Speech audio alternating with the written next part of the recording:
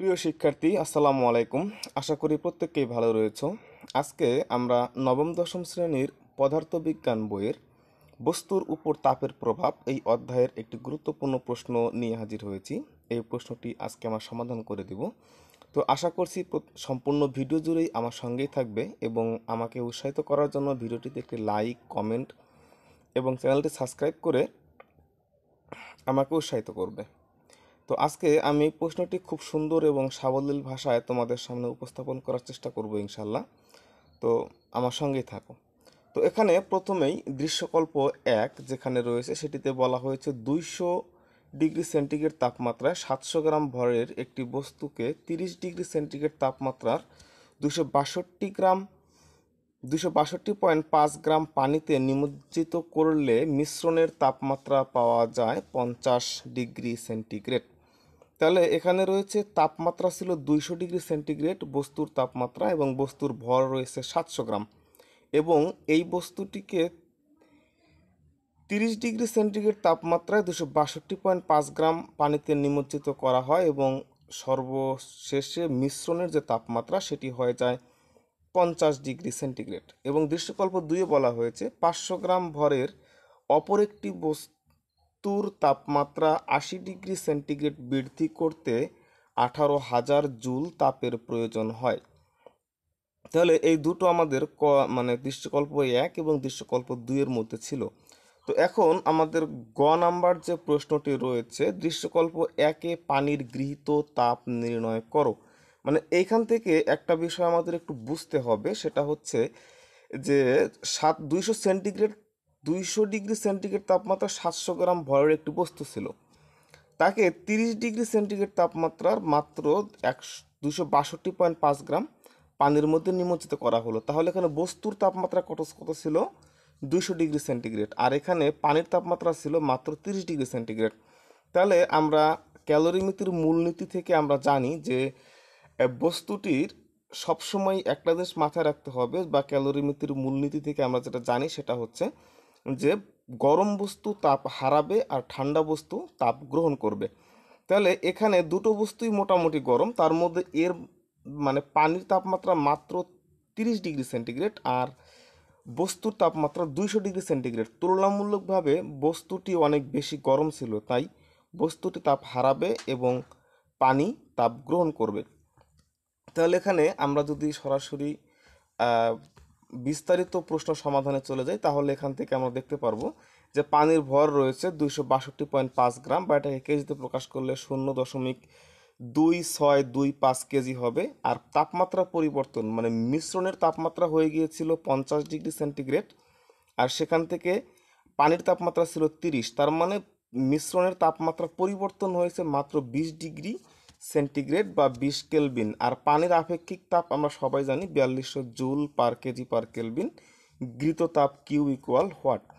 তাহলে আমরা এখান থেকে জানি যে গৃহীত তাপ সমান সমান কিউ ইকুয়াল এমএস ডেল থিতা, যে সূত্রটি আমরা এর আগে অধ্যায় থেকে জেনে নিয়েছি, কিউ ইকুয়াল এমএস ডেল থিতা। তাহলে এখানে এম এর মানটা বসানো হবে, এস এর মানটা বসানো হবে এবং ডেল থিতার মানটা বসিয়ে ক্যালকুলেশন করলে এখানে চলে আসবে 22,550 জুল। তাহলে আশা করি গ নাম্বার প্রশ্নটি সবাই বুঝতে পেরেছো। কে কোন জায়গা থেকে দেখতেছো অবশ্যই আমাকে কমেন্টের মাধ্যমে জানাবে, এবং তোমাদের কোন অধ্যায়ের প্রশ্ন সমাধান করে দিলে তোমাদের জন্য সুবিধা হবে সেটি আমাকে অবশ্যই কমেন্ট করে জানাবে। তাহলে আমি ওই অধ্যায়ের প্রশ্ন সমাধান করে তোমাদের জন্য ভিডিও আপলোড করবো ইনশাল্লাহ। তো এখন দেখো ঘ নাম্বার যে প্রশ্নটি রয়েছে, দৃশ্যকল্প 1 ও দৃশ্যকল্প 2-এর বস্তুদ্বয় কোন উপাদান দিয়ে তৈরি তা গাণিতিকভাবে বিশ্লেষণ করো। আমরা একটা জিনিস কিন্তু জানি, সেটা হচ্ছে যে প্রত্যেকটা পদার্থ এর একটি নির্দিষ্ট তাপ ধারণ ক্ষমতা রয়েছে, বা আপেক্ষিক তাপ নির্দিষ্ট তাপ ধারণ ক্ষমতাটিও নির্দিষ্ট, বস্তুর ভরের উপর নির্ভর করে, এবং আপেক্ষিক তাপ যে বিষয়টি সেটিও কিন্তু নির্দিষ্ট। যেমন পানির ক্ষেত্রে আপেক্ষিক তাপ কত? 4200 জুল/কেজি/কেলভিন। গ্লিসারিনের ক্ষেত্রে 1260 জুল/কেজি/কেলভিন। তারপরে আহ, আরও টিনের ক্ষেত্রে 210 জুল/কেজি/কেলভিন। এরকম প্রত্যেকটা পদার্থের ক্ষেত্রেই কিন্তু তাপ ধারণ ক্ষমতা বা আপেক্ষিক তাপ এই সমস্ত বিষয়গুলো নির্দিষ্ট। তাহলে এখান থেকে আমরা সহজেই এই তাপ ধারণ ক্ষমতার বিষয়টি আমরা বুঝে নিতে পারবো। তাহলে দৃশ্যকল্প 1 অনুসারে যেটি আমাদের এখানে রয়েছে সেটি হচ্ছে বস্তুর ভর এম নট 700 গ্রাম বা 0.7 কেজি। বস্তুর প্রাথমিক তাপমাত্রা ছিল 200 ডিগ্রি সেন্টিগ্রেড আর পানির আপেক্ষিক ভর ছিল 262.5, আর এটাকে কেজিতে প্রকাশ করলে 0.25 2625 কেজি পর্যন্ত হয়ে যাবে। আর পানির তাপমাত্রা ছিল θ1 θL 30 ডিগ্রি সেন্টিগ্রেড আর পানির আপেক্ষিক তাপ তো 4200 joule per kg per kelvin সবাই জানি। মিশ্রণের তাপমাত্রা 50 ডিগ্রি সেন্টিগ্রেড তাপমাত্রা ছিল। তাহলে এখানে প্রথম যে বস্তুটি, এখানে ক্যালোরিমিতির মূলনীতি অনুসারে বস্তু কর্তৃক যতটুকু তাপ বর্জন করা হবে পানি কর্তৃক ঠিক ততটুকু তাপ গ্রহণ করা হবে। তাহলে এখানে বস্তু কর্তৃক যদি তাপ বর্জন করা হয় তাহলে সেই বর্জিত তাপের পরিমাণটা হবে m naught s naught del theta, আর এখানে হচ্ছে m l s l del theta, মানে এইটুকু হচ্ছে পানি কর্তৃক গৃহীত তাপ আর এইটুকু হচ্ছে বস্তু কর্তৃক বর্জিত তাপ।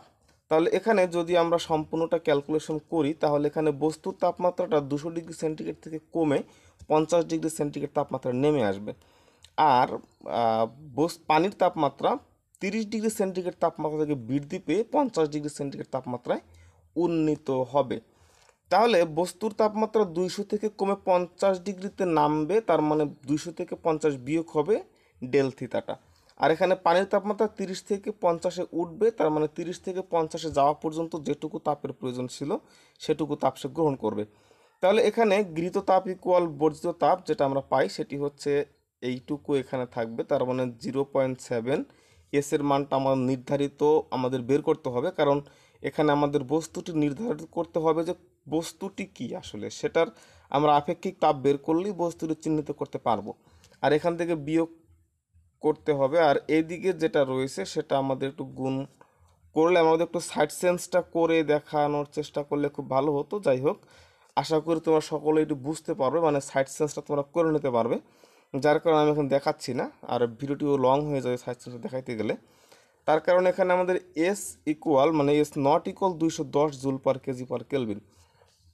তাহলে এখানে আপেক্ষিক তাপ এই যে 210 joule per kg per kelvin, এটি আমাদের টিন যে উপাদানটি রয়েছে SN S N SN tin, এই টিনের আপেক্ষিক তাপ হয়েছে 210 জুল পার কেলভিন। তো যেহেতু এখান থেকে আমরা যেটি বের করতে পারলাম সেটি হচ্ছে যে এই বস্তুটি ছিল, এই বস্তুটি হচ্ছে 210 joule per kg per kelvin আপেক্ষিক তাপ বের হয়েছে, তার মানে এই যে বস্তুটি রয়েছে দৃশ্যকল্প 1-এ, এই বস্তুটি হচ্ছে একটি টিন।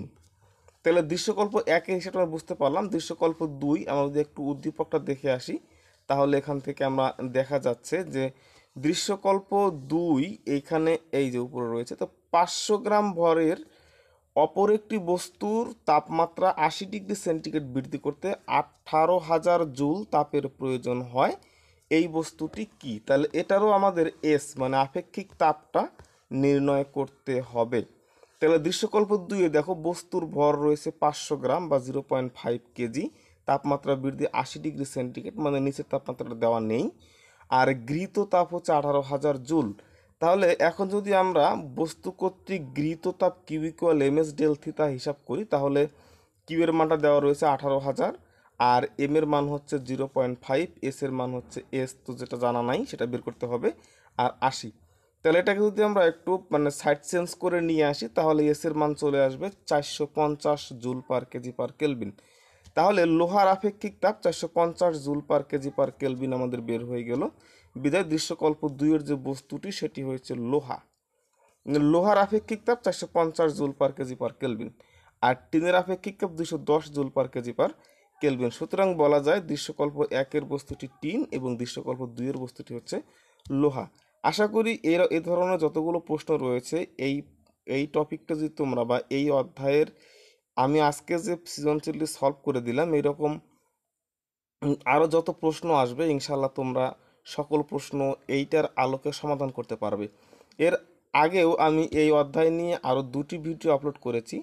যদি তোমাদের এই ভিডিওটি ভালো লেগে থাকে তাহলে অবশ্যই আমার চ্যানেলের ডেসক্রিপশন বক্সে তো লিঙ্ক দেওয়া থাকবে না, এটা অবশ্যই তোমরা একটু প্লেলিস্টে গিয়ে আমাদের পরবর্তী ভিডিওগুলো দেখে নিবে। শুধুমাত্র এই অধ্যায়ই নয়, আরও অন্যান্য অধ্যায়েও ভিডিও দেওয়া হয়েছে। রসায়ন বইয়ের খনিজ সম্পদ ও জীবাশ্ম ও অন্যান্য অধ্যায় থেকেও অনেক ভিডিও আপলোড করা হয়েছে। যদি তোমরা চাও তাহলে সম্পূর্ণ ভিডিওগুলো দেখতে পারো। আর যদি অন্য কোনো অধ্যায় নিয়ে তোমাদের কোনো প্রবলেম থেকে থাকে, কোনো প্রশ্ন থেকে থাকে, অবশ্যই কমেন্ট বক্সের মাধ্যমে আমাকে জানাবে। তো সেই সকল প্রশ্নগুলো সমাধান করে দেওয়ার চেষ্টা করবো ইনশাল্লাহ। তো আশা করি প্রত্যেকেই ভালো থাকবে, সুস্থ থাকবে এবং তোমাদের এসএসসি পরীক্ষাটা যেন খুব ভালো হয়, কাঙ্ক্ষিত রেজাল্ট সবাই অর্জন করতে পারো, এই প্রত্যাশা ব্যক্ত করেই আজকের ভিডিও এখানেই শেষ করতেছি। সবাই ভালো থাকবে, সুস্থ থাকবে এবং প্লাটিনাম একাডেমির সঙ্গেই থাকবে। ধন্যবাদ সবাইকে।